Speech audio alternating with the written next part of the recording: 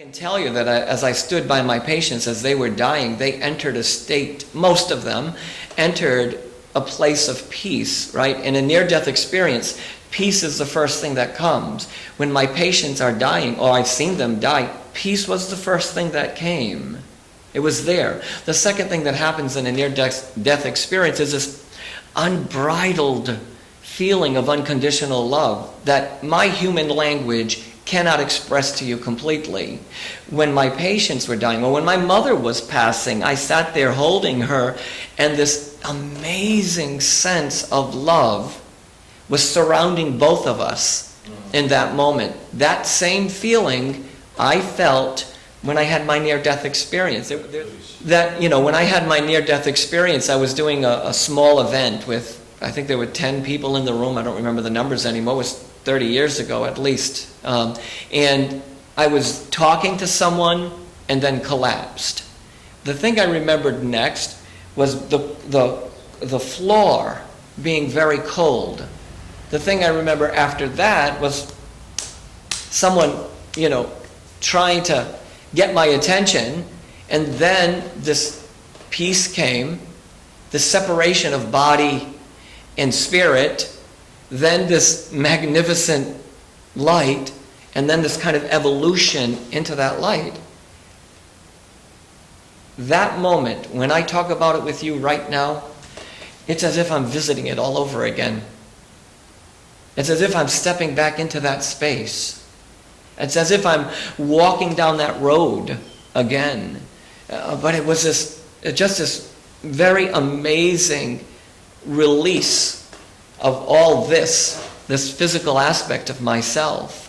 And I stepped out of it, and I realized that I was still me somehow. Isn't that astounding? I thought I was still the same guy. There's one part of this experience that I remember so crystal clear that I wasn't different. I was still the same loving, compassionate human soul.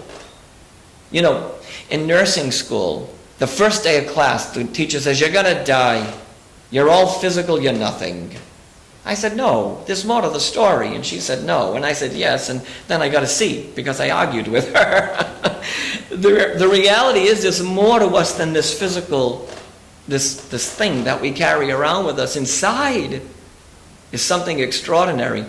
That something extraordinary, Dave, is what I found. I collapsed, was gone.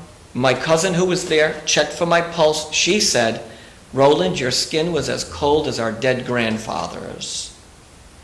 I came back, went to the doctor. You know what he said? "Get a girlfriend. There's nothing wrong with you." He checked my heart. He checked my lungs. He checked my body.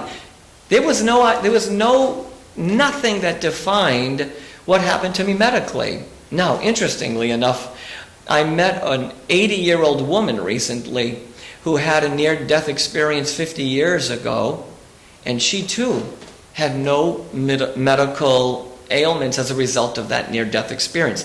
There are a lot of people that have near-death experiences. 19 million, at least 19 million a year, have these near-death experiences. So there was no medical explanation at all.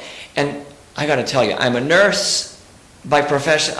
I say to myself, Roland, there had to be something wrong. Right? That's the nurse in me. Yeah. But if I go back to the other aspect of me, the other part of me, I came to realize, hey, I had a visit. I went to some extraordinary place and was able to extract from that experience something amazing. You know what the greatest lesson was at that point, and I still carry that with me, is that we have to love right now. We have to be aware, alive, present, here, right now. I realized, you know what I really discovered? That heaven isn't up there. That my near-death experience didn't take me up there. It brought me here. And I saw everything in this one moment of time. But the true lesson, the gift, you say gift? The gift was that it told me that I had to love now. And that was the gift.